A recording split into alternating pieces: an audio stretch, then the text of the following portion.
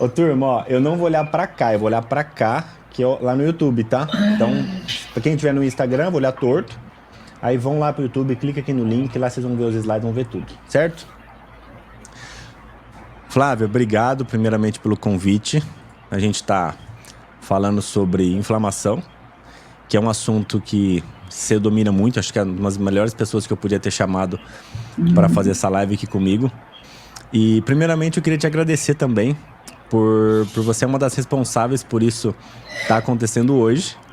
Uma das pessoas que mais me motivou para começar a fazer tudo isso, então obrigado. Então se hoje a gente está conseguindo fazer isso, você é uma das responsáveis. Ah, obrigada, nossa, obrigado pelo convite, né, inicialmente. Eu jamais deixaria você não passar esse conhecimento que você tem, de verdade, Ramon. Eu falo com o Andrei todos os dias, eu aprendo muito com você, muito mesmo. E esse conhecimento, que eu falo que é um conhecimento novo, né, é uma coisa muito nova para a gente, precisa ser divulgado, porque a gente vai precisar, a gente já lida com isso sem saber que é isso, Sim. e daqui para frente, cada vez mais, a gente tendo mais conhecimento, a gente consegue, a gente sempre pensa, né, antecipar o mal. É isso que a gente tem que Exato. trabalhar, a prevenção, né? E é uma coisa que as pessoas às vezes não pensam muito, porque todo mundo quer às vezes corrigir um problema que já aconteceu. A gente vai, obviamente, já aconteceu um problema, a gente vai batalhar para consertar. Só que a ideia do envelhecimento é pegar as estratégias mais anteriores ao que o problema aconteça. É isso que a gente precisa fazer. Exatamente, exatamente. Perdão, estava aqui só Então, mudando o chat, aqui estava uma confusão. Eu estou me peraí. adaptando ainda, me Deixa ambientando. eu entrar no chat privado aqui. Eu vou começar a ler os comentários do chat privado, eu vou dar risada. Ai, ai. Deixa eu botar a apresentação. Deixar aqui. Gente, é o seguinte. Hoje a gente vai falar sobre processo inflamatório, tá? A Flávia, ela basicamente ela tem toda a especialização dos focos dela é no processo inflamatório, no tratamento de doenças autoimunes. Só que eu quero tratar hoje também que a inflamação no processo de envelhecimento, ela vai muito além do que simplesmente uma doença autoimune. Até eu falei hoje à tarde com vocês, aqui nos stories, lá nos stories, que vocês estão me vendo aqui no YouTube, que uma das associações que a gente tem do processo inflamatório foi um aumento da correlação de doenças neurológicas com depressão. Desculpa, processos inflamatórios com depressão, com as doenças neurológicas.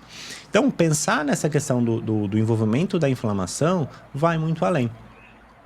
E a gente tem que sempre pensar que o processo inflamatório, gente, que o SASP, ele é essencial à vida. A gente não pode pensar que a inflamação é um processo ruim. A inflamação ela só é ruim quando ela está descontrolada, tá? Porque assim, veja aqui nessa imagem. A gente observa que ali, ó, o SASP, quando ele é formado, ele participa, por exemplo, do desenvolvimento embrionário. Ele participa da formação da criança. Tanto é que se você pega uma gestante que está consumindo uma mega dose de antioxidantes, principalmente no último trimestre, eu falei ontem, você gera um prejuízo na formação do coração, do último ali fechamento das cavidades. Então você precisa de um processo inflamatório acontecendo para que a gente tenha um desenvolvimento normal. Porque a inflamação é um sinalizador de uma recuperação muscular, de uma recuperação tecidual, não só muscular.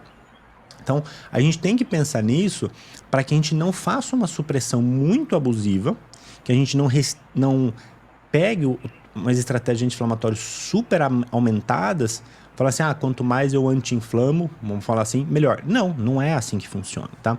Então, por exemplo, para as questões de supressão de câncer, supressão de tumor, você precisa de um processo inflamatório controlado acontecendo. Se ele se descontrola, também é um problema. Porque assim, a parte direita ali do slide, observa, quando o SASP ele começa a ser muito aumentado, aí sim você aumenta os danos. Você começa a ter progressão de câncer, o próprio envelhecimento. Então, primeira coisa que a gente tem que entender hoje, que inflamação é essencial à vida. O problema é quando essa inflamação perde o controle. Quando ela vira um efeito dominó. Cai a primeira pecinha e tudo começa a inflamar e não tem um fim. Você não consegue colocar o freio nesse processo. Né, Flávia? Não, exatamente. Eu estava falando, estava pensando aqui que você falou uma frase que eu uso muito: inflamação, sem inflamação a gente não vive, mas uma inflamação controlada. A inflamação aguda, ela é necessária para que a gente consiga corrigir vários percalços, digamos assim. Uma infecção, né, machucou, você não vai ter uma infecção naquele local, porque você tem as células inflamatórias atuando e evitando que isso aconteça. O grande problema é, inclusive para células cancerígenas, como você disse, todos os dias o nosso corpo está produzindo. Mas o meu sistema imune, ele é tão inteligente que ele mesmo já criou meios para detectar o que não é interessante e destruir. Então, detectei uma célula cancerígena, não, isso aqui não é interessante para mim, destrói. Agora, quando eu começo a ter o excesso disso, eu começo a ter estímulos exacerbados, é que é o problema. Toda doença crônica, a base vem da inflamação crônica, de baixo grau, inflamação estéril, não tem como. Perfeito. E é justamente, até a gente não combinou, tá, gente? É justamente o que eu coloquei no próximo slide, que é justamente isso aqui. Porque existe um termo que a gente chama, toda vez que vocês forem estudar envelhecimento, e vocês vão me ver falando disso do começo ao final do curso, que chama-se mito-hormese. Uma inflamação, não é uma inflamação, é qualquer agressão, veja bem, qualquer tipo de agressão, na determinada dose é benéfica. Para você conseguir produzir e ter uma defesa antioxidante, você tem que sofrer um estresse. Pensa numa planta. Pensa num fitoquímico de uma planta, por exemplo. De um mirtilo, qualquer fruta, qualquer polifenol de fruta. Por que uma fruta orgânica tem mais polifenóis? Porque aquele polifenol é a resposta de defesa da planta. Se ela não teve adição de agrotóxico, ela teve que se defender. Ela foi agredida. Então ela foi lá e desenvolveu a própria defesa, que é o polifenol. Se você vai lá e coloca um veneno, a planta fala assim, para que eu vou me defender? Já estão me defendendo. A planta perde a capacidade de ter a própria defesa. Isso vale pra gente. Se você faz uma atividade física, você vai inflamar. Só que eu preciso inflamar. Se você fica cortando o processo inflamatório depois do treino, de forma descontrolada, você não tem recuperação, você não ganha massa muscular. Se você toma um monte de antioxidante, você suprime a tua produção das vias de antioxidante. É contraprodutivo. A gente tem que ter uma dose muito ajustada. Isso a gente avalia pelos exames, pela pessoa. Se a gente consegue usar mais, menos, se tiver um teste genético, a gente também tem uma possibilidade de fazer essa personalização. Mas uma agressão é benéfica desde que de forma controlada. Tem até uma historinha, Ramon, que eu não me lembro quem me contou. E eu acho aí, tem muitos anos e acho que é real, que um rei, ele ia se expondo, acho que é um rei mesmo, alguém ia se expondo ao veneno aos poucos. Eu já vi a história. E aí quando você falou, eu falei, gente, é isso. Você deixar o seu corpo preparado para. Porque se eu também não tenho estímulo nenhum, eu estou me entupindo de antioxidantes, estou me entupindo de ativos anti-inflamatórios e não tenho estímulo nenhum, como é que o meu corpo vai saber trabalhar? Não vai. Exato. Não está sendo recrutado? Para quê? Um exemplo que eu lembrei agora, eu nem lembrava disso. A gente fala muito de AGE, né? Compostos de glicação avançada, que são os AGEs. É deletério. É deletério nas altas doses. Que é aquele queimadinho do churrasco, gente. Sabe aquela delícia que você queima a carninha, que fica uma crosta deliciosa? Pronto, aquilo... Do pãozinho é melhor. Do pãozinho é melhor. Aquela crosta do pãozinho tostadinho, quentinho, aquilo é problema, mas é uma delícia. Mas, por exemplo, na fruta seca. Pensa numa fruta desidratada. Uma fruta seca, ela tem mais AGE, porque ela sofreu o processo de aquecimento para ser desidratada, ela escurece ali um pouquinho e ela forma o AGE. Só que é uma quantidade menor. Por isso que uma fruta seca tem um potencial antioxidante maior do que uma fruta fresca, por essa pequena dose do AGE. Então essa é a diferença, gente. A diferença entre o veneno e o remédio é a dose. Abusou muito, problema. Pega água. Toma 2, 3 litros de água, ótimo. Toma 50 litros de água para você ver, você morre. Então, assim, é a dose que vai fazer que vai direcionar as nossas estratégias. Gente, e aqui, eu gosto muito de falar da questão de saúde neurológica. E eu estava fazendo um apanhado de alguns estudos aqui para a gente discutir e colocar lá no curso, principalmente quando eu falo da parte cognitiva, as doenças de Alzheimer, que eu aprofundei bastante na saúde neurológica. E olha que interessante, a quantidade de estudos que tiveram de aumento entre o estudo de inflamação e depressão. Gente, o processo inflamatório ele está diretamente relacionado ao processo inflamatório. Então, quando a gente for pensar em processo inflamatório, pensar num processo de uma pessoa com depressão, com ansiedade, com transtornos de humor, com transtorno de déficit cognitivo, não adianta só você pensar, eu vou colocar uma fosfatidilcolina, serina, neurotransmissor. Ok, isso faz parte, mas pensa antes. É isso que eu quero insistir muito, vai entrar por osmose até o final. Vocês vão aprender de qualquer jeito. Osmose, para quem não é da área, é a passagem espontânea, tá? De um lado pro outro. Ou seja, vai entrar na tua cabeça e não vai sair mais. Porque vocês têm que pensar na questão da inflamação sempre como base, como gatilho das principais doenças. E, puxando o gancho, olha que interessante, só para vocês entenderem. O processo inflamatório, gente, como que ele começa? Ele começa como estímulo de defesa. É o nosso corpo sabendo que ele tem que se defender de alguma coisa. Ou de um patógeno, de um vírus, uma bactéria, ou de um xenobiótipo, tá? Sei lá, se intoxicou com mercúrio, alguma coisa, tá? Qualquer corpo estranho vai gerar um estímulo. Depois que você tem esse processo do vírus, da bactéria, da infecção que seja, você vai começar a fazer todo o estímulo das vias do Toll-like receptor. Para quem não é da área, não se preocupe com os nomes, mas para quem for da área, médico, nutricionista que tá aí, vocês vão ficar me acompanhando. Mais fácil. Você vai fazer o estímulo do TLR, do Toll-like, e vai começar a gerar resposta imunológica. E vai fazer o quê? A produção dos metabólitos, quimiocinas, citocinas. É isso que vai gerar a sinalização para que o processo inflamatório aconteça.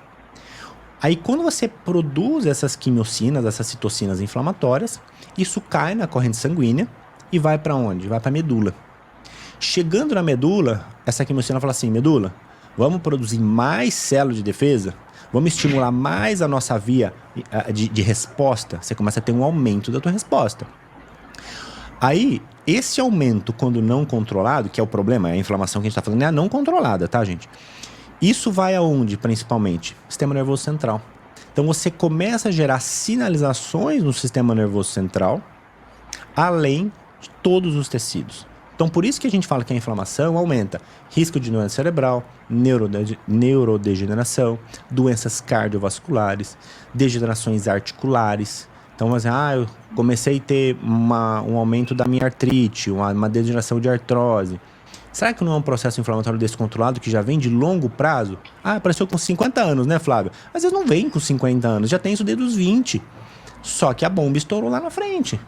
Mas você foi degenerando e degradando isso ao longo de anos, mas que ninguém percebe. Eu chamo que a gente nunca adoece de ontem para hoje e não melhora de hoje para amanhã. Não tem como. Esse processo crônico, esses gatilhos menores, pensando na autoimune especificamente, seja ela neurológica, seja ela reumatológica, né, endocrinológica, esses gatilhos menores, eles vêm acontecendo ao longo da vida, desde que a gente nasce. Só que o nosso corpo tem essa tolerância para saber lidar com isso. Essa inflamação acontecendo repetidamente, inclusive nós temos células reguladoras, células imunes reguladoras, que param essa inflamação quando se resolve o problema. Então, as células T reguladoras, está tudo acontecendo aquela bagunça. Resolveu o que tinha que resolver? Elas vão lá também acabar com aquelas células que não mais necessitam, que estão hiperreativas. Agora, chega uma hora que tem um gatilho maior, geralmente ligado ao estresse, e esse gatilho maior faz com que se iniciem as doenças, mas não que começou de ontem, eu adoeci hoje, elas já vêm acontecendo há anos. Nunca é de início. E as pessoas ainda têm muita resistência em pensar nisso, porque enquanto a bomba não estoura, ninguém faz mudança do estilo de vida, porque não tem dor ainda, né? Não tem o problema expresso ali. Isso é um problema seríssimo para a gente pensar no longo prazo. E é nosso papel da área da saúde justamente orientar os pacientes para isso. Porque antigamente era adoeci, fui no médico, tomei remédio, curei. Adoeci, era esse ciclo. Hoje não, hoje a gente tem tudo em mãos para poder prevenir. Tá 10 passos antes da doença. Exato. Aí, às vezes as pessoas perguntam, né? Falam, mas o que inflama? Gente, vamos lá. Aqui eu trouxe essa imagem, é do mesmo estudo. Esse estudo vale muito a pena vocês lerem. Depois vocês procuram, que vale muito a pena mesmo, tá? Desse anterior, desse aqui. Quando a gente começa a ter, por exemplo, uma desbiose, que ali vocês estão vendo esse textinho ali, ó, leak gut, promovida por um estresse. Quando você tem a permeabilidade dos dumps, dos pumps, isso do próprio, da parede celular dessa bactéria, por exemplo, que vai se fragmentando e começa a ter a translocação para o sistema sanguíneo, você vai fazer o estímulo da neuroinflamação, de todo aquele processo que eu acabei de falar no slide anterior. Só que pensando na parte cerebral, você começa a ter o quê? Ativação de microglia, é difícil falar isso, e dos astrócitos. E assim, quando eu começo a ter essa ativação, eu tenho que pensar na micróglia como se fosse ali todo o controle imunológico, como se fosse a célula branca do nosso corpo, do nosso sangue, a micróglia para o cérebro, tá? Então, eu começo a ter todo um desequilíbrio imunológico para o cérebro, aumentando aquela exposição crônica ao processo inflamatório. Tanto é que esse superestímulo de micróglia, por exemplo, é dos mecanismos envolvidos no desenvolvimento do Alzheimer. A gente não pode pensar no Alzheimer só, por exemplo, com o ApoE, que é aquele gene mais tradicional. Porque o Alzheimer, gente, ele é multifatorial. A pessoa não tem o gene e desenvolve. E às vezes a pessoa tem o gene e não desenvolve, porque ela fez controles para o processo, o quê? Inflamatório. Então, isso aqui vocês têm que consolidar muito bem. Porque se vocês não controlarem o processo de gatilho do processo inflamatório, vocês vão desencadear exatamente isso. E se a gente tem esse estímulo da micróglia, dos astrócitos, o que acontece? Olha a produção que vai começar a acontecer ali, ó, das interleucinas inflamatórias. Então vocês começam a ter um aumento de interleucina 1 beta, interleucina 6, fator de necrose tumoral. Então tudo que eu não quero no processo inflamatório, eu vou começar a ter. Desequilíbrio das células TH1 ali em cima, tá vendo? Tanto é que lá na frente, quando eu falar de algumas estratégias, a dieta mais de caráter cetogênico é um modulador de célula TH1 e TH2. Então é uma das estratégias da alimentação para fazer controle. Mas aqui observem, quando eu começo a ter esse processo de neuroinflamação, eu faço estímulo de micróglia e começo a desenvolver o processo de citocinas inflamatórias. Por outro lado, ó quem que sofre agressão? Os astrócitos também. Ramon, qual que é o problema disso? Os astrócitos são células que trabalham na parte nutritiva do sistema nervoso e principalmente faz a detoxicação da amônia no cérebro. A amônia, gente, é tudo que eu não quero nunca no nosso corpo inteiro. Esse estudo aqui, eu sempre falo dele porque a amônia é tóxica para qualquer tecido. Tecido neurológico, tecido cardíaco, tecido hepático, tecido renal, tudo. Então, imagina que você tá inflamando o seu cérebro, você está fazendo estímulo de mais citocinas inflamatórias, que vai aumentar mais o processo inflamatório e ainda não vai fazer detoxicação de amônia, que se você for um bebedor de café, por exemplo, muito ácido, você vai produzir mais amônia. Então, assim, você está produzindo mais amônia, não faz a detoxicação da amônia e ainda tem mais inflamação aumentada. Aí você fala assim, tô perdendo memória ao longo prazo. Eu tenho risco de Alzheimer. Será que é só o ApoE que você tem que se preocupar? Será que você não tem que se preocupar com isso aqui? Com essa neuroinflamação que a gente está falando? Até porque essa a gente consegue controlar, né? Total. Então, as pessoas precisam entender isso, que não é a genética, que não é mas história familiar. Ok, eu tenho, mas peraí, o que eu vou fazer para não acontecer? Porque eu só consigo controlar o que não está na minha genética. Exato. Não adianta, não vou mudar lá meu DNA, meu defeitinho no DNA, não consigo mudar. Agora, como eu ativo ou não esse defeitinho, tá nas minhas mãos. Em tudo, não só alimentação, manejo de estresse, por aí vai.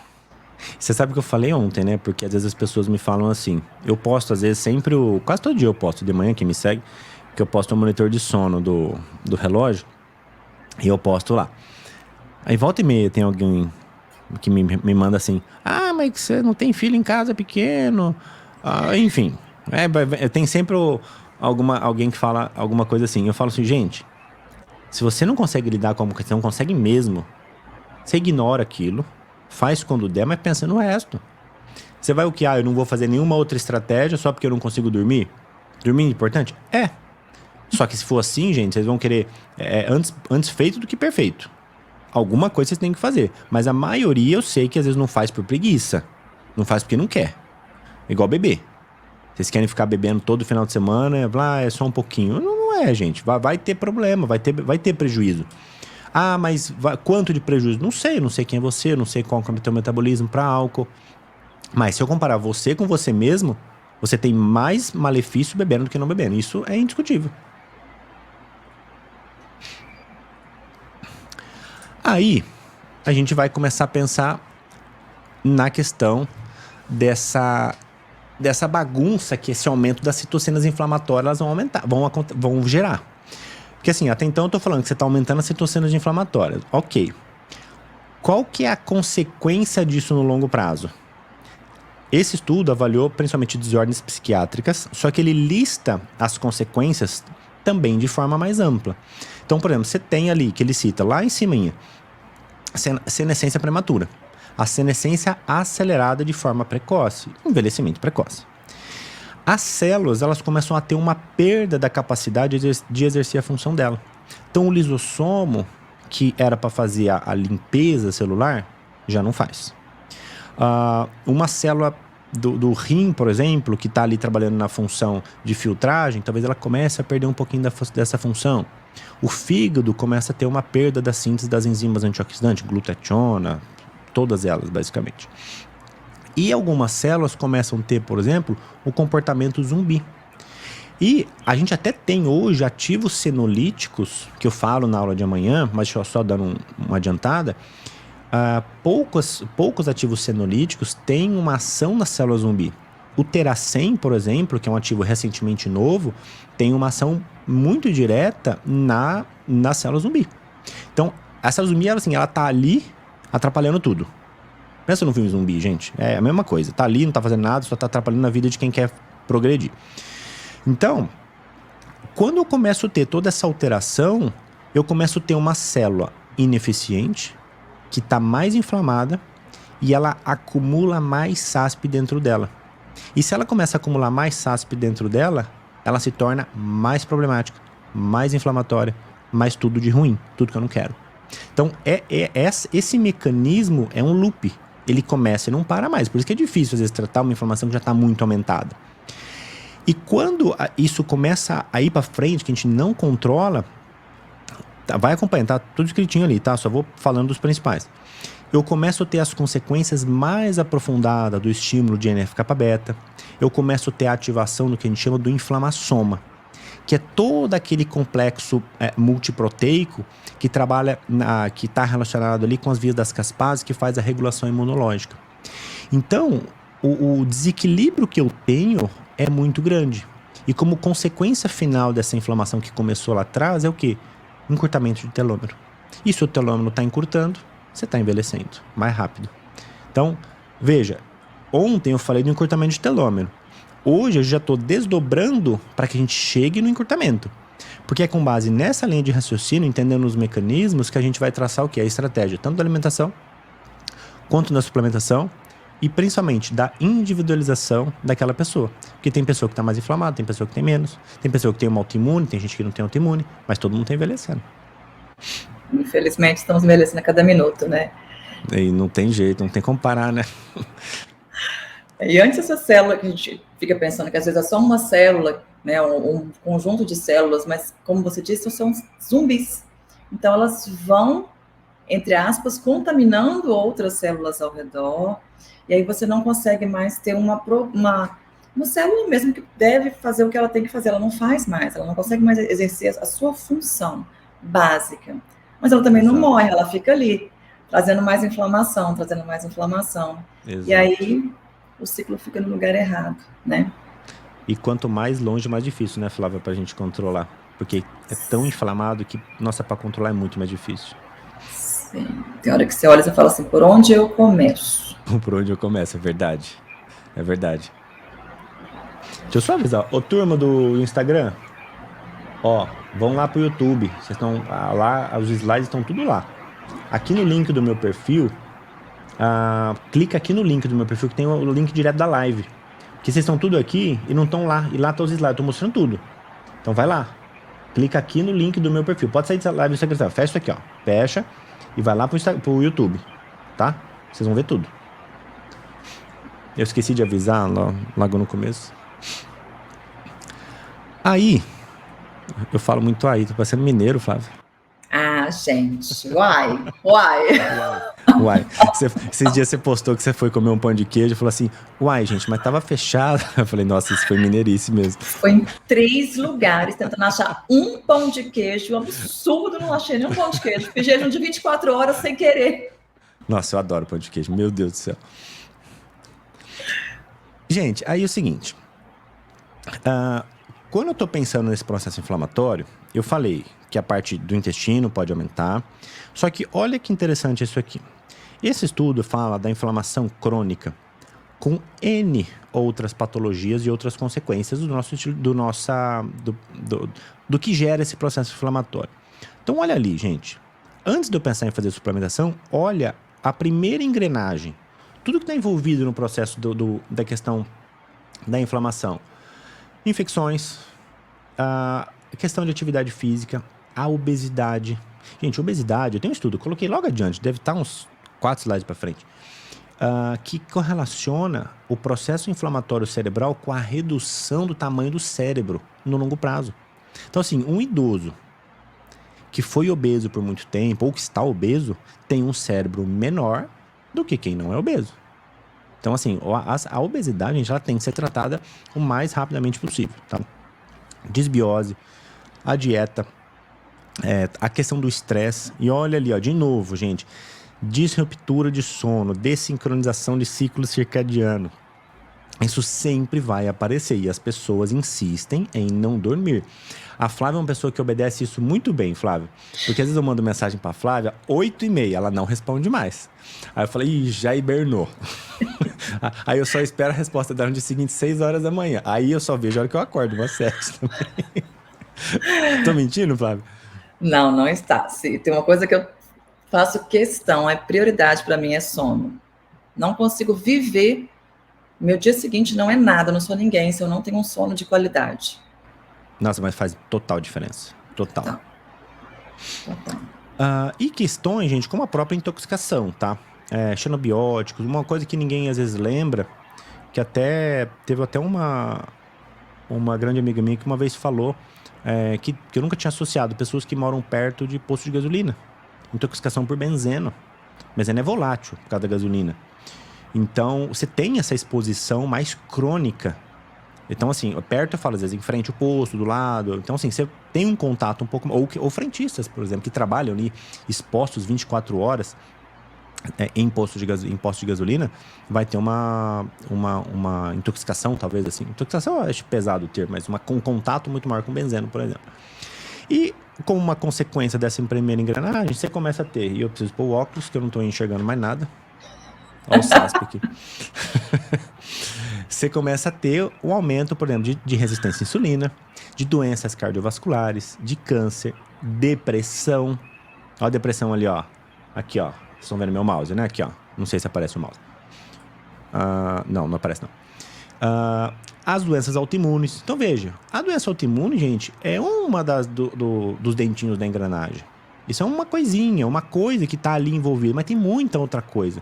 Então, assim, trabalhar a estratégia anti-SASP é para todo mundo. Para quem tem uma doença autoimune, os cuidados são maiores. Verdade. Mas todo mundo tem esse benefício. Então, neuroinflamação, sarcopenia, perda de massa óssea, osteopenia, osteoporose, e a própria imunossenescência, né? Essa deficiência do nosso sistema imune decorrente ali do processo de envelhecimento. E eu acabei falando tudo que eu já falei nesse aqui, eu só estava circulado, eu esqueci que eu tinha circulado essas coisinhas, mas eu só aqui mostrei, coloquei em amarelo, essa correlação ali com os principais gatilhos, com a pontinha ali da última engrenagem, que seria as consequências ali do processo da inflamação. Aqui é um resumo, basicamente, dos principais, ele trouxe aqui os principais motivos, mais de forma consolidada, o que pode aumentar ali o processo inflamatório. Então aqui ele cita, por exemplo, a própria deficiência do ATP mitocondrial. Então aqui eu já vejo uma correlação direta com a falta do meu estímulo de biogênese mitocondrial, gerando uma deficiência de ATP sendo produzido de forma eficiente, fluxo de ATP constante, gerando mais processo inflamatório. Um efluxo, o depósito de placa beta-amiloide ali no cérebro também, então uma pessoa que já começa a ter um depósito de placas beta-amiloides, já começa a inflamar mais. Então uma pessoa que já tem um X de depósito de placas, tem mais inflamação a nível cerebral do que a pessoa que às vezes só tem menos, por exemplo. Então, quanto mais depósito, mais inflamação. Por isso que a doença ela é mais progressiva, porque esse processo inflamatório começa a aumentar muito rapidamente. Ácido úrico, muito pouca gente dá atenção para o ácido úrico. Ácido úrico, gente, bateu 5,5, bateu 5, já está ficando alto. Tem que fazer esse controle. Ou excesso de purina, depende, tem que ver por que está alto. Ou é genético, mas assim, começou a subir, ele vai sim aumentar risco cardiovascular pelo processo inflamatório. O aumento das espécies reativas de oxigênio. Então, tudo isso, por exemplo, os pumps ali do intestino, nessa permeabilidade, vai aumentar quem? As vias, a via das caspases, todo o processo do inflamassoma. E quando eu começo a ter todo esse processo do inflamassoma sendo estimulado, eu começo a ter as citocinas sendo produzidas. E eu tenho que lembrar que toda célula tem receptor para citocina. E assim, aonde que isso vai estourar? Não sei. Depende da pessoa. Pode ser no coração. Estourar, eu digo, de gerar um problema, né? Pode ser um problema cardíaco, um problema cerebral, um problema hepático, um problema de doença autoimune, artrite, espondilite, qualquer coisa, tá? Então, o que eu tenho que pensar é, tem inflamação, tem um motivo acontecendo, tem um gatilho. Eu preciso identificar o gatilho. E eu tenho que remover o gatilho. E esse é o desafio. É remover o principal gatilho do processo inflamatório. E isso é o mais difícil, né, Flávia? Fazer essa identificação. Exatamente. A gente fala a base tem que estar sendo feita, né? O que é base? Sono, alimentação, manejo de estresse, né? Tudo que a gente já fala. É sempre a mesma coisa? É, sempre a mesma coisa. Porque se eu estou pensando em saúde, é sempre a mesma coisa. Não tem como eu achar que eu vou dormir 1h da manhã e acordar que seja 10 horas da manhã, eu vou ter saúde. Não vai. Não vai. Até você encontrar qual que é o gatilho daquela pessoa maior, às vezes você regula tudo, a pessoa tá bem, mas ela não responde. Sim. A gente, o que está acontecendo? Aí você começa a entender, peraí, se a pessoa tem doença X, uma artrite reumatoide, tá lá com, né, o TNF lá para cima e L6 lá em cima, o que pode estar acontecendo? O que está deixando passar que eu não estou conseguindo controlar a doença desse paciente? Uma dúvida, Flávia, você dosa interleucina? Não doso. Por quê? 2 pontos. Uma que tem um custo mais alto e nem sempre os convênios cobrem. E ela não é um resultado direto de atividade de doença. Às vezes o papel tá ruim, mas o paciente não tá tão ruim assim. Uhum. Então, a gente tradicionalmente não tem indicação de dosar interleucina. Eu já fiz com os meus pacientes, mas eu não vi nenhuma uma justificativa que me dissesse que eu fosse mudar alguma conduta. Tá. Então, não doso de rotina, não. Só uma exceção. Pelos marcadores inflamatórios mesmo. E clinicamente. Rotina, VHS, as correlações e a parte clínica, né? Tá. E é muito interessante quando você melhora, que a resistência à insulina, óbvio, é a base também de várias outras, alimenta outras doenças, né? Quando você melhora toda a base, o paciente também responde. Com certeza. Nossa, você falou de resistência à insulina. Gente, resistência à insulina eu falo que é o mal do século. Resistência à insulina, eu acho que é hoje um dos principais gatilhos para o envelhecimento precoce, porque o risco cardiovascular, o risco vascular aumenta muito pela hiperglicemia e você começa a fazer uma depressão muito grande do NAD, por causa dessa hiperglicemia constante. E você depleta nada, você depleta enzima antioxidante. Então é um buraco sem fim, assim, gente. Resistência à insulina e ainda é muito subdiagnosticada. A pessoa tá lá com glicado de 5,8, glicose de 95, insulina de 9, e o médico fala que tá normal. Não tá normal, tá horrível um exame desse. Então tem que abordar o quanto antes. Aí eu faço a pergunta, já que a gente falou muito de doença neurológica, esse aqui é o gene do Alzheimer, tá? O gene que mais predispõe, é um dos mais estudados, que é o ApoE4, que é o ApoE do tipo 4. A gente pode ter E2, E3 e E4. Eu não coloquei, e a gente tem sempre 2 genes, né? Então você pode ser E2, E2, E2, E3, E3, E2, E2, E4, E3, E4, E4, E4. Você pode ter todas as combinações possíveis. Quando eu tenho 2 E4, ou seja, E4, E4, na teoria é o risco mais alto. Lá quando a gente fala no curso, eu mostro todos eles de associação, só que o E4 ele é responsável por tudo isso, ó. Ele diminui o metabolismo de glicose, ele diminui neurogênese, síntese de novos neurônios, ele aumenta o depósito das placas beta-amiloide, diminui função vascular. Só que, veja, aqui eu tô falando do gene, só que eu quero que vocês esqueçam um pouquinho esse gene e pensem no processo inflamatório. Porque, gente, você pode não ter o AP4, mas você pode ter degeneração neurológica por outros fatores inflamatórios que não tem nada a ver com Alzheimer, mas que vai acarretar muitas vezes nas mesmas consequências. Perda cognitiva, memória ruim, perda de função motora, porque eu estou falando de sistema nervoso. Muitas vezes eu não estou falando só da sua capacidade de raciocínio. É perda motora de função motora. Então, assim, dificuldade em ter uma biomecânica melhor para fazer um exercício, uma perda de coordenação, a coordenação fina. Gente, essa coordenação fina que a gente tem, de gente pegar uma coisinha assim, ó, isso é muito difícil fazer. Se você começa a ter um problema, por exemplo, de desmielinização do seu neurônio, você começa a perder isso. E você perde qualidade de vida. Aí começa a ter um problema, que aí é o que eu falei na aula de ontem, né? O mundo não está preparado para esse envelhecimento descontrolado de forma não saudável. Aí a gente começa a ter uma sobrecarga no sistema de saúde, aí começa aquele caos que a gente já sabe. Flávia, o próximo slide aqui eu já quero falar de algumas suplementações que eu trouxe, acho que 3 aqui. Toda vez que a gente fala de inflamação, não tem como não falar dela, mas acho que a principal hoje, pra gente pensar, é a cúrcuma, gente. A cúrcuma talvez seja a mais antiga, a mais estudada, a mais comprovada que tem efeito na questão de diabetes, artrite, câncer, doença neurodegenerativa, um monte de coisa. Foi um dos suplementos anti-inflamatórios que eu, por exemplo, mais prescrevi. Hoje eu tenho alternado um pouco com alguns novos que já tem, que eu até trouxe aqui também. Mas a cúrcuma, né, Flávia? Acho que é um... Nossa... É minha queridinha, eu falo. É um coringa. É minha queridinha, assim. Ela vai atuar na resistência à insulina, na inflamação. Ela tem, assim... Tanto que né, no slide tá pequenininho, mas a gente viu o quanto de citocinas que ela consegue inibir. Sim, esse aqui é isso. Não, a ação dela é muito ampla. É muito ampla. É muito ampla. E assim, ela é uma suplementação relativamente, às vezes, barata de ser feita. Muda um pouquinho o valor, dependendo do tipo de cúrcuma que a gente vai usar. Mas, para quem às vezes quer fazer um controle mais inicial, gente, cúrcuma é realmente funciona muito bem. Só tem que tomar cuidado com a fórmula dela, porque como ela tem esse é um erro que eu vejo muita gente fazendo. A cúrcuma ela tem um caráter lipossolúvel, então você não pode tomar ela de estômago vazio.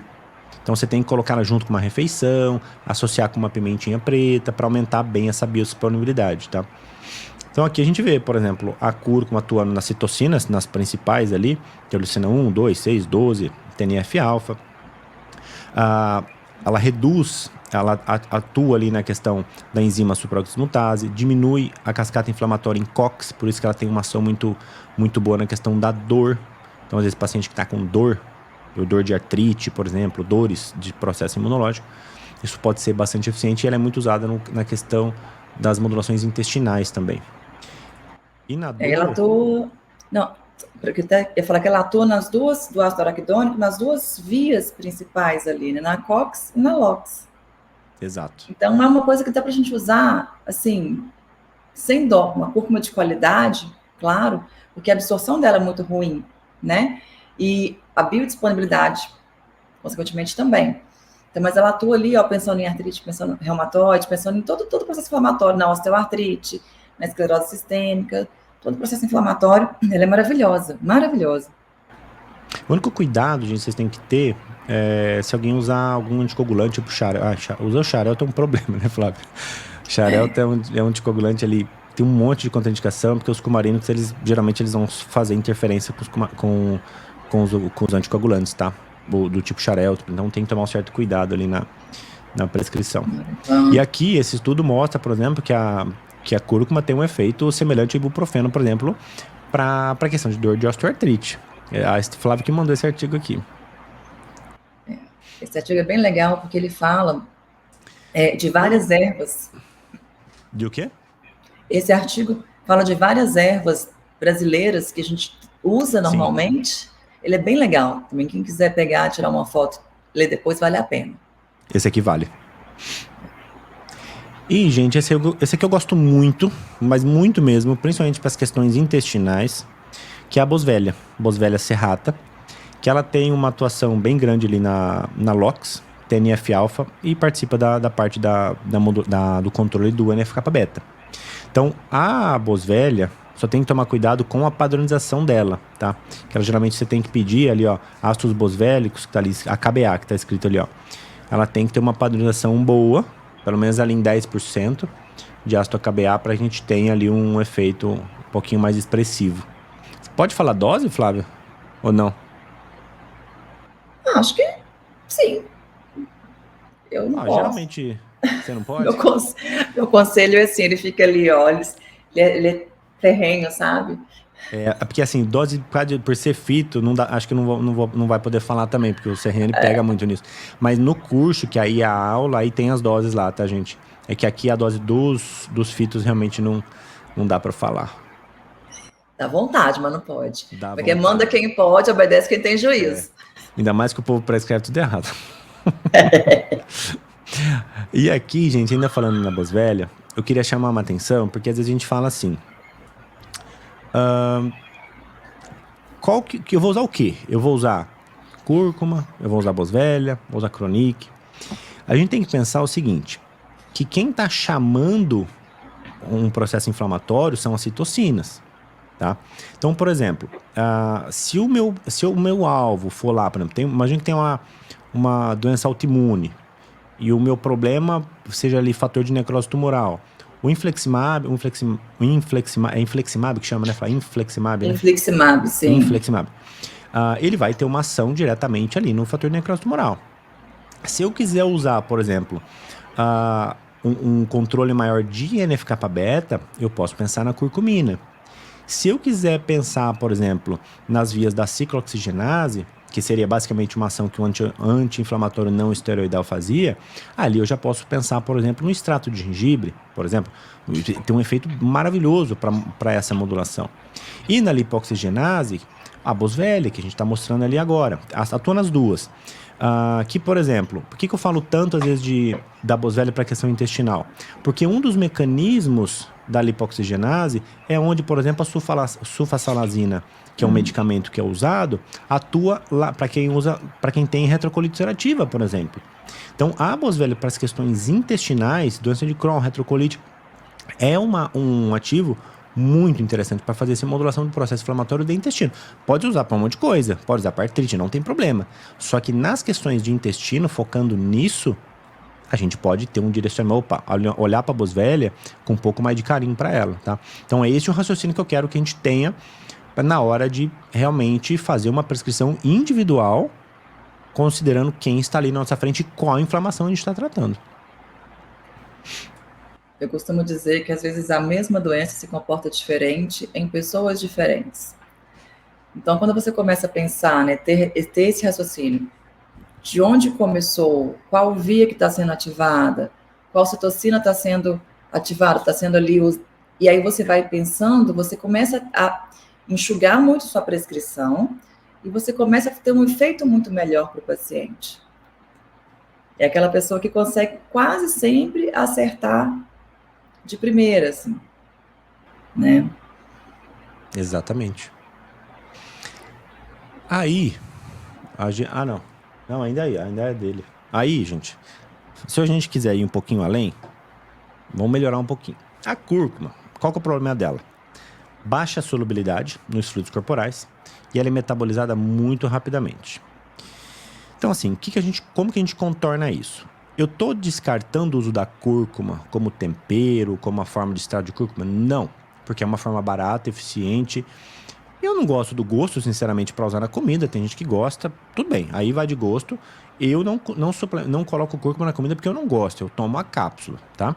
Mas para quem usa, vale super a pena. Eu incentivo muitas pessoas a usarem temperos naturais para fazer um enriquecimento nessa refeição. Só que a gente tem algumas cúrcumas no mercado que tem uma biosimilaridade muito mais alta. A principal vantagem, por exemplo, de uma cúrcuma mais específica, por exemplo, ela é hidrossolúvel. Independe do horário que eu usar ela para fazer o controle, principalmente de NF-κB, porque ela vai ser solúvel em água. Então você pode tomar no estômago vazio, com comida, sem comida, tanto faz. Essa distribuição nos nossos tecidos corporais é mais alta. Ela faz uma difusão passiva, ela adentra, vamos falar assim, nas nossas células de forma mais eficiente. Ela demora mais para ser metabolizada, ou seja, ela tem um tempo de duração mais alto. E como ela é hidrossolúvel, ficou até redundante ali. Ela não precisa da bile para ser absorvida, né? Porque não precisa dessa gordura para sofrer esse processo de digestão e absorção. Então, assim, quando eu penso ali que é o curcuveio, eu tenho uma absorção 3 vezes maior e uma biodisponibilidade 9 vezes maior. Então eu consigo, aquele paciente que está mais inflamado, eu consigo trabalhar com uma dose mais, digamos, reduzida em miligramas, só que o efeito que eu vou ter naquela controle inflamatório, para falar tudo aquilo que a gente falou até então, é muito mais eficiente, muito mais. Em doença autoimune, gente, eu não uso cúrcuma, tá? Eu vou direto pro curcuveio. É muito melhor. Ah, é mais caro, mas pelo menos a gente sabe que funciona mais. Porque na autoimune não tem muita margem de erro, você tem que ser um pouco mais assertivo na estratégia. Exatamente. Você usa ele, Flávio? Muito, uso muito, gosto bastante.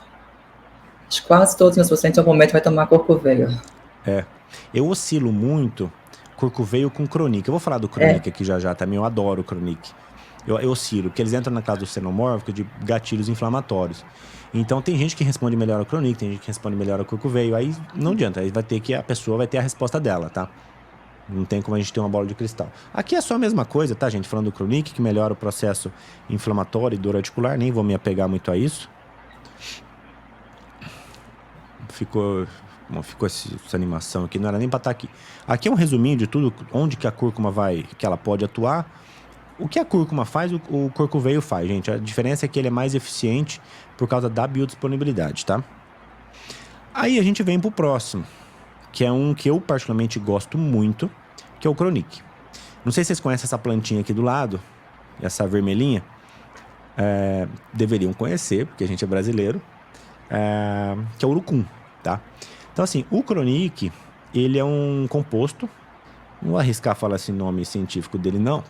Só que, eu não falo nome científico, Flávio. Também tem um problema. Eu não me arrisco a falar. Tem um que chama Philodendron, alguma coisa assim. Eu me enrolo todo pra falar. Eu nem arrisco falar nome científico, gente. Aí eu leio. Às vezes eu leio devagarzinho e vou esse nome aqui, ó. Esse Oranal aqui. Tá, L, ponto. É isso aqui. Qual que é a sacada? A melhor coisa para fazer o controle inflamatório do Chronic é por causa da presença mais aumentada desses dois componentes, que é o geranil-geraniol e o delta-tocotrienol. O delta-tocotrienol, ele é como se fosse a vitamina E, só que a potência, vamos falar assim, é muito melhor. O nível de blindagem, de capacidade antioxidante dele é muito maior.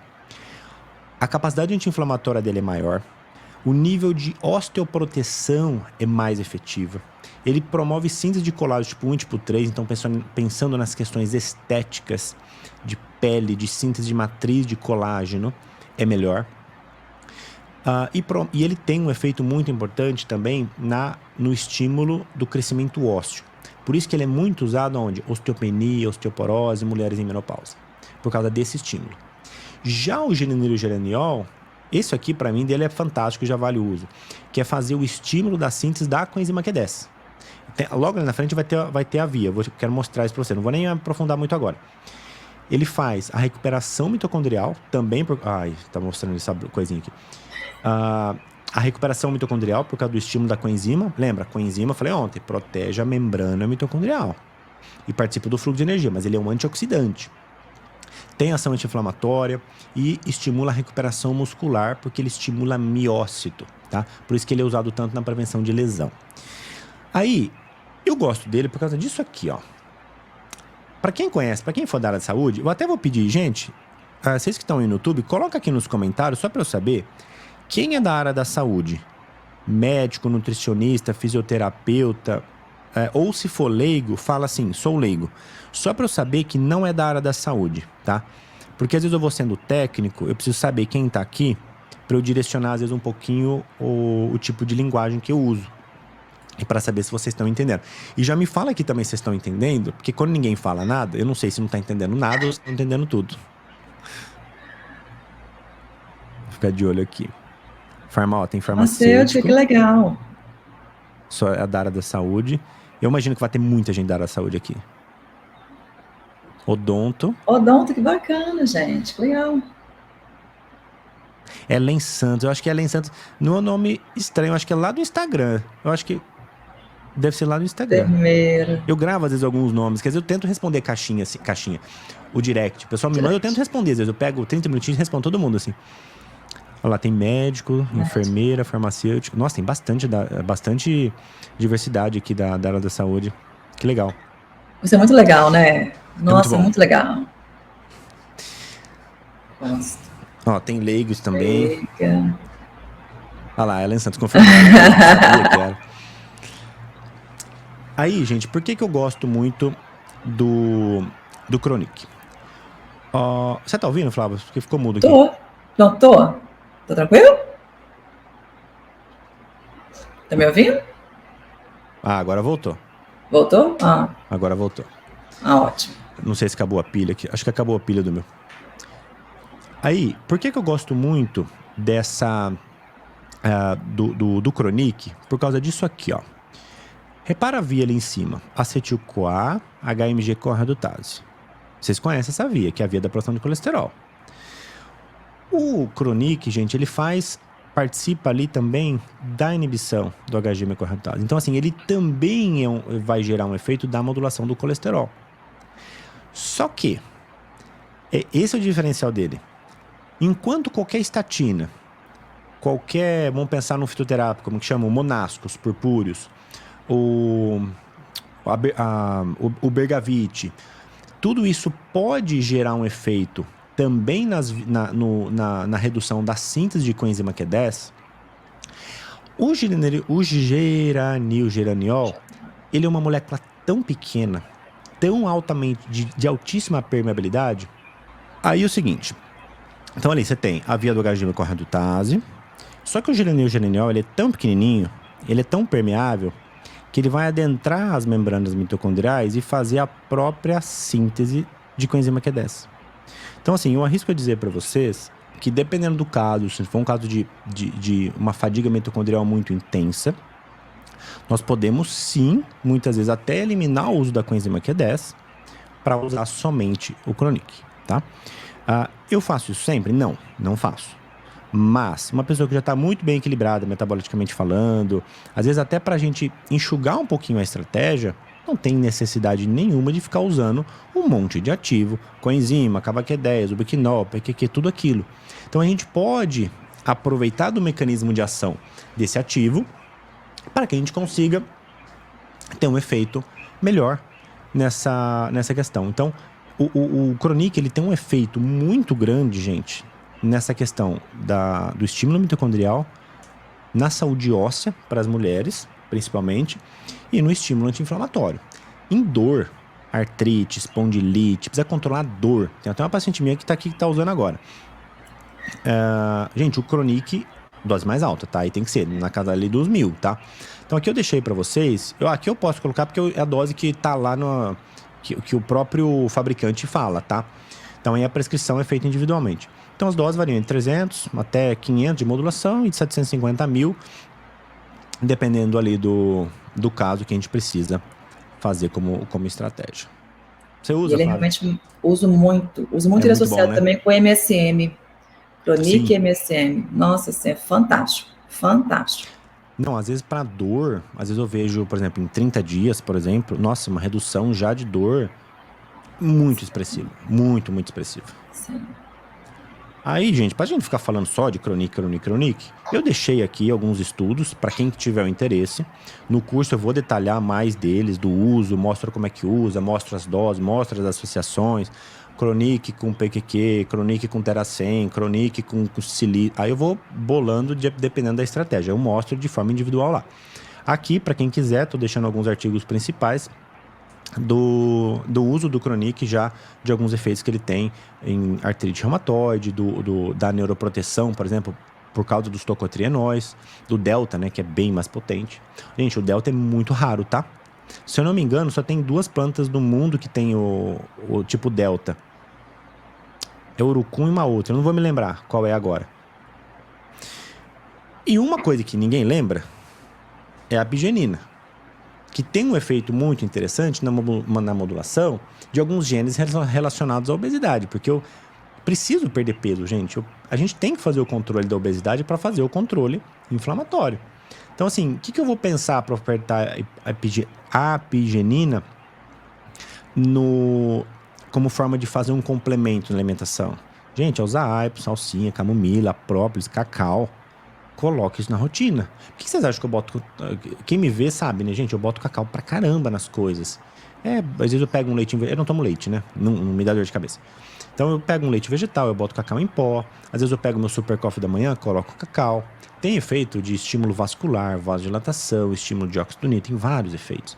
Mas aqui, gente, a própolis. Por que a gente fala da própolis? Tem muita apigenina. Camomila, apigenina. E a apigenina vai ajudar muito na modulação de alguns genes relacionados à obesidade, principalmente o PPR-gama. Principalmente aquela pessoa que tem ele não tá aqui, não, tá ali sim, ó. Tá ali embaixo, ó, o PPR-gama que tá em polimorfismo, ou GG ou CC, que a gente só vê em teste genético, que tem uma tendência ou mais para resistência à insulina ou para ganho de peso, né? A apigenina é um dos principais moduladores do PPR, que é um gene noturno. Então, por isso que eu sempre coloco o própolis à noite. Às vezes 18 horas, já fala, toma um chazinho de camomila.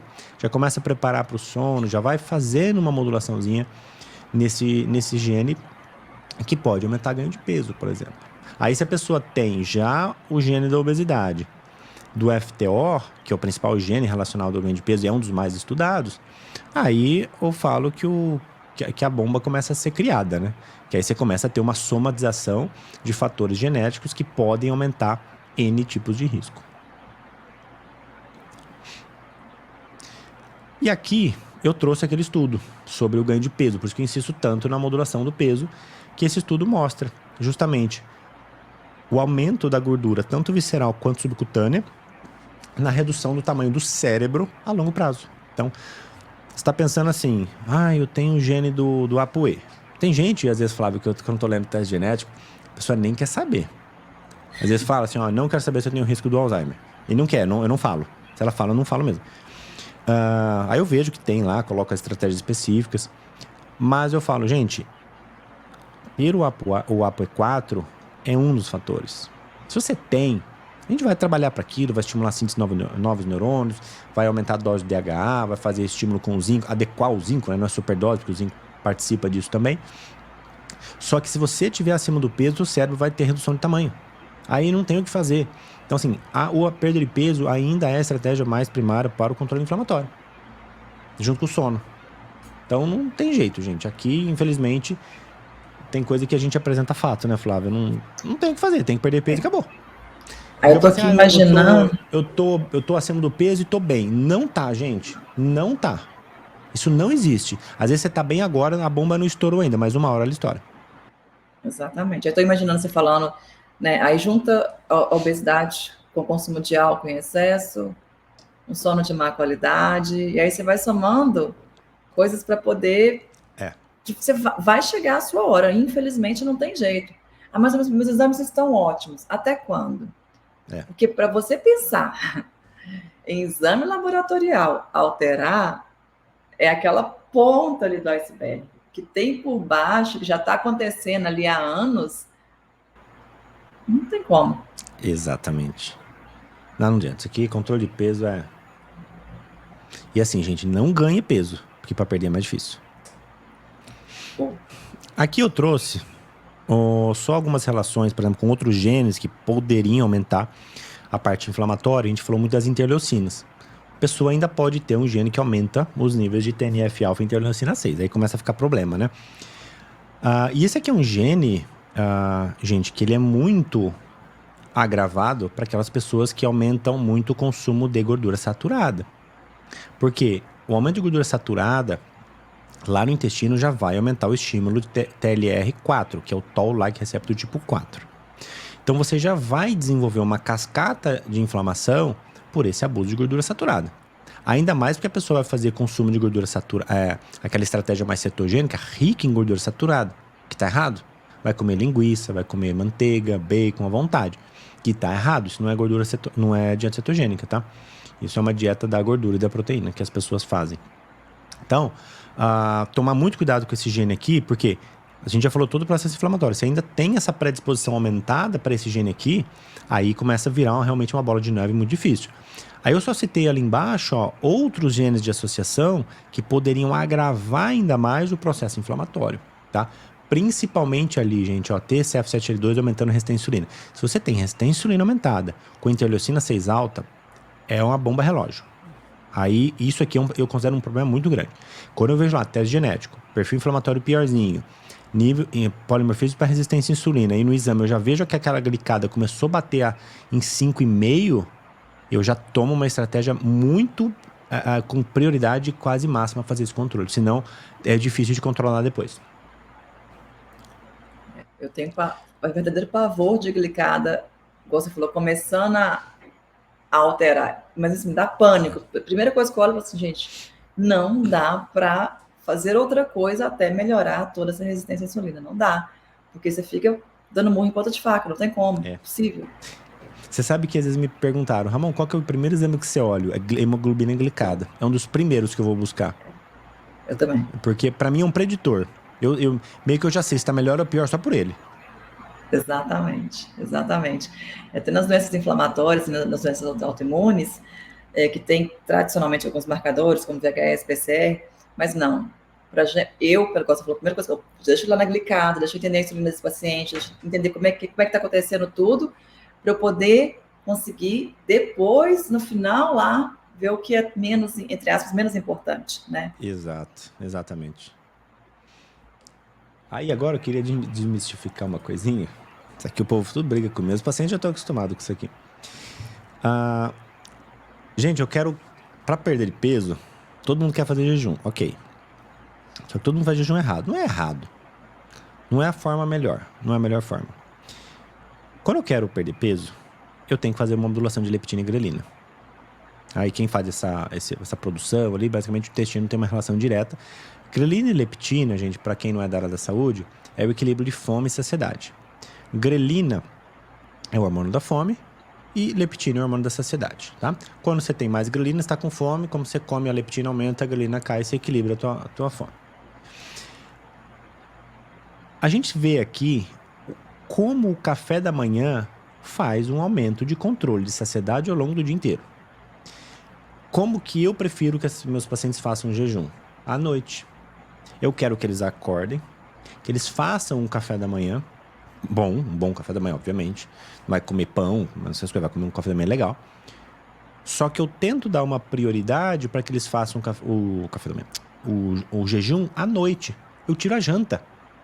Ah, Ramon, mas é mais difícil. Não falei se é mais fácil. Eu falei que é mais eficiente, tá? Então, o que eu faço às vezes? Eu empurro o café da manhã um pouquinho mais pra frente. Eu faço ele. Só que eu faço ele um pouquinho mais tardiamente. Tipo, 10 horas. Eu almoço. Faço um lanchinho da tarde até umas 16 e paro. Ah, é difícil. Não falei que é fácil, falei que funciona, tá? Não sempre, tá, gente? É 1 dia, 2 dias da semana, 3 talvez. De vez em quando você pode tirar o café da manhã, não tem problema. Só que eu não quero que vocês fiquem removendo o café da manhã todo dia. Porque senão você começa a alterar nível de cortisol. Vai virando uma baguncinha depois para equilibrar, tá? E tomar cuidado para fazer isso todo dia. Se você começa a fazer jejum todo dia, teu prejuízo de massa muscular pode acontecer.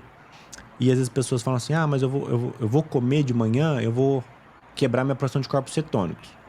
Tá, e daí? Você vai quebrar a produção de corpos cetônicos comendo de manhã, ou você pode fazer um café da manhã cetogênico e começar a colocar carboidrato no almoço. Por que não? É uma estratégia, a gente faz isso em consulta, nada é engessado. Às vezes eu quero fazer um café da manhã, só que eu não ponho carboidrato, eu ponho carboidrato a partir do almoço. Mas assim, se você tira o jantar, você vai produzir corpos cetônicos dormindo. Quando você tiver o aumento de glucagon à noite, quando você tiver o aumento de GH, você precisa de GH para produzir corpo cetônico. Você produz de madrugada, aí acorda de manhã, mantém isso por mais um estímulozinho, mais um tempinho, começa a gerar toda a neuroplasticidade com os corpos cetônicos e depois você come. Ou come em cetogênico que mantém o jejum, ou jejum, né, entre aspas, por mais tempo. E dá certo, dá super certo. Aí o povo quer ficar 24 horas sem comer. Nossa, tem uma moça que uma vez veio pra mim, ela fazia jejum uns 4 vezes por semana, ou 5, era alguma coisa assim. Ela fazia 2 refeições por dia. Aí ela não perdia peso, não perdia nada de peso. E o exame tudo errado. Glicada alta. Eu nem sei o que ela fazia direito. Eu acho que ela mentiu lá na anamnese, porque não é possível. Mas aí eu coloquei ela pra comer. Eu tirei o jejum totalmente dela, assim. Nossa, o peso dela foi assim, foi lá pra baixo, despencou. Foi coisa de 6 quilos entre uma consulta e outra. Lembra que é jejum intermitente, né? Não é jejum diário, não, né? Exato. Tem a intermitência ali na estratégia, né? Gente, e aqui, eu vou passar um pouquinho mais rápido, que já está finalizando, porque a gente já falou grande parte dos processos inflamatórios. Só queria mencionar da estratégia mais cetogênica para o controle da inflamação. Veja, a gente não é obrigado a fazer dieta cetogênica, só que muitas vezes ela nos auxilia muito em alguns controles, principalmente porque a gente tem como estratégia cetogênica essa questão ali do estímulo de SOX para fazer uma reprogramação a nível de medula. Então, quando eu tenho células que se inflamam muito e eu coloco uma estratégia anti-inflamatória e mantenho essa estratégia anti-inflamatória por longo prazo, a ideia é que as células novas que sejam formadas pela medula tenham um potencial menos inflamatório para que eu entre numa remissão. Porque se você, por exemplo, está inflamado, começou hoje uma estratégia mega pesada, baixou a inflamação. Se não, um dia seguinte, depois você sentar a beber pra caramba, fazer qualquer estratégia mais fora da rotina, você inflama de volta rapidinho, tem dor, tem tudo mais. Quando você mantém essa estratégia por mais tempo, e esse mais tempo, gente, é 1 ano, tá? Pra fazer a reprogramação geral, assim, não é pouco tempo, não. Queria que fosse, tá? Eu começo a ter uma reprogramação a nível de medula pra ter a diferença entre um controle de inflamação aguda e a crônica. Eu busco a crônica.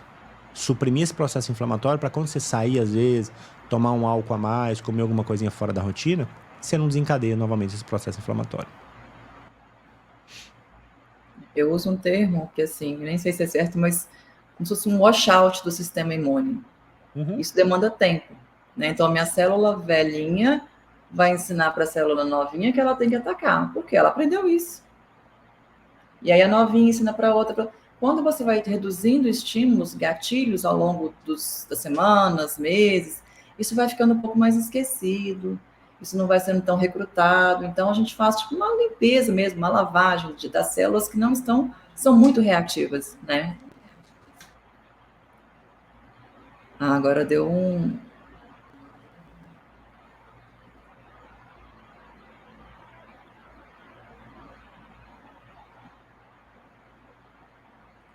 Você tá ouvindo aí, Flávio? Eu tô. Só que eu tô me escutando também com você.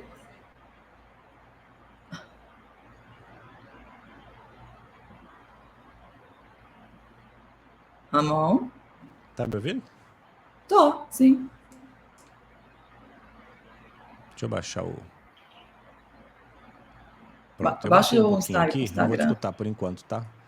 Porque esses foninhos aqui estão sem bateria. Aí ele pegou o som do computador. Se forem da Apple, não dura nada a bateria. Acho que é só comigo, não é possível. Não, eu também. Aí, gente, esse outro estudo, ele mostra justamente o seguinte, ó. Que uma dieta de controle mais intermitente, que é uma... Não, veja bem, não é um jejum, é uma mimetização do jejum. Por quê? Quando eu tenho a mimetização do jejum, eu estou imitando o jejum. Eu estou promovendo uma alimentação de caráter mais caloricamente restrito para fazer uma imitação do processo de jejum. Às vezes eu não preciso fazer o jejum propriamente dito, mas a mimetização, uma alimentação de carga glicêmica muito baixa, gera o estímulo que eu quero, que é a redução ali das células inflamatórias, diminuição das células T autoimunes e aumento das células T regulatórias. Então eu começo a fazer todo esse controle do meu processo de sistema imunológico. Aqui é outro estudo que mostra a correlação entre dietas de caráter mais vegetarianos também, até um cetogênico vegetariano, para fazer toda a modulação de resposta inflamatória com células dendríticas, estímulo de medula óssea. E aqui é o que eu tinha falado lá no começo. Como que a estratégia do Fast Mimicking Diet, que é a mimetização do jejum também, o jejum aqui entrou nesse estudo, tá? Faz o quê? Quando eu tenho uma inflamação, geralmente, uma autoimune, eu começo a ter aumento de TH1 e diminuição de TH2. Quando eu começo a fazer essa modulação, qual é o meu objetivo? Reduzir TH1, aumentar TH2, que eu regulo isso, e faço a modulação do TH17. E o Fast Mimicking Diet, que é essa mimetização, faz o equilíbrio das células T apoptóticas, equilíbrio das células dendríticas, e faço também a modulação das células que a gente chama de célula-tronco a nível de medula também, tá? Então, isso aqui são estratégias que a gente pode pensar para fazer todo esse processo da nossa inflamação. Só ver se tem mais alguma coisa aqui. Aqui é de corpocetona, não vou falar não. Ó, o resveratrol, gente, eu não vou falar hoje, porque vou falar amanhã o resveratrol, tá? Porque resveratrol ele entra como principal estimulante de sirtuína e eu deixei a última aula para fazer para mostrar a questão de como fazer o controle dos estímulos de sirtuína, dos compostos fenolíticos, compostos fenomórficos. Então amanhã eu vou falar de alguns ativos em relação a isso, certo? Ô Flávio, agora você espera que eu vou botar meu fone de novo? Oi? Pronto, fala alguma coisa. Alguma coisa. Peraí. É aqui, ó. Você tem... Pera. Pronto, agora sim. Foi? Acho que foi, hein? Pronto, agora sim. Maravilha. Tá. Não, fantástico, né? Como é que a gente consegue controlar todo o nosso mecanismo inflamatório através de atitudes simples. Uma alimentação, por exemplo, né? Falando das células dendríticas ali, das células T regulatórias, esse desbalanço de TH1 e TH2 que a gente tem na doença autoimune, né? Que é importantíssimo poder regular isso. Com alimentação. Então, às vezes, o pessoal foca muito em ativos fitoterápicos, mas esquece do básico. Esquece do básico, é isso mesmo. Né? Então você foi falar, o meu também acabou a bateria agora. Esses fones não servem pra nada. Às vezes eu vou treinar e eu volto e já tá com 50%. É horrível isso aqui. Pois e ele cai da minha orelha. O meu não para na orelha. Sério? Tá igual o Andrei. Não para. Já troquei todas as borrachinhas que você imagina. A grande, a pequena, a média, não para. Por isso que eu treino com o grandão, eu prefiro. Gente, ficou claro, deu para vocês entenderem. Gente, isso aqui muito é o que a gente faz na prática, tá? É o que a gente quer trazer para que vocês realmente tenham esse conhecimento, para quem fora da área da saúde, que vocês implementem isso na vida e na rotina dos seus pacientes. Porque isso que a gente está mostrando, ninguém fala. Ninguém mostra como faz. Ninguém mostra a associação dos ativos. Ninguém mostra as doses, as condutas, o porquê a gente faz, o que a gente consegue avaliar de exame para avaliar como é que está essa resposta inflamatória. Então, tudo isso a gente tem que avaliar. E é isso que eu quis mostrar justamente nessas aulas, nesse curso que a gente vai... Amanhã eu vou dar alguns mais detalhes para vocês, mas espero que vocês tenham entendido um pouquinho desse processo. E até falar aqui para o pessoal que está ao vivo com a gente, para quem acompanhou a aula, para quem gostou, eu sei que vocês sempre postam a gente ali, Quem quiser, às vezes, bater o print, bater foto, marquem eu e a Flávia, que eu já falei com a Flávia, a gente vai repostar todo mundo que está aqui, que marcar, a gente vai repostar, só tem que marcar, né? O Ramon Cotari, doutora Flávia Nascimento, que a gente resposta todo mundo, se vocês gostarem da aula. Mas eu quero uma foto bonita, vamos virar para o Instagram, então. É verdade. Né? Porque, né? Não sou obrigada, tá? Não sou obrigada. Não. Então todo mundo prepara. O pessoal bate uns prints, a gente sai tudo torto depois. Fica assim. É desse jeito. Então, ó, preparem aí que nós vamos virar para o Instagram para vocês tirarem fotos lindas que nós merecemos. Vai, eu contar até 5, hein? Então, bom, 3, 2, 1. Viu os flashes daqui. Gente, obrigado pela presença. Flávia, obrigado por estar aqui comigo hoje. Amanhã a gente vai fazer mais uma aula às 7h30 da noite. A gente vai falar dos ativos. Vou discutir alguns fitoterápicos, algumas suplementações. Uma aula vai ser um pouquinho mais leve amanhã. Acho que a aula mais pesada foi ontem e hoje. Amanhã a gente vai falar de ativo, uma aula um pouquinho mais dinâmica. Que eu quero conversar com vocês algumas outras coisinhas também. Certo? Nossa, muito obrigada. Não perco obrigado nada amanhã. Por estar aqui comigo, viu? Imagina, nossa, é uma grande honra, viu? De verdade, Ramon. Tenho você como um grande irmão, já te falei isso, né? Já. E vem muita coisa boa por aí, né, Flávia? Não faço nem ideia. Pessoal que espere.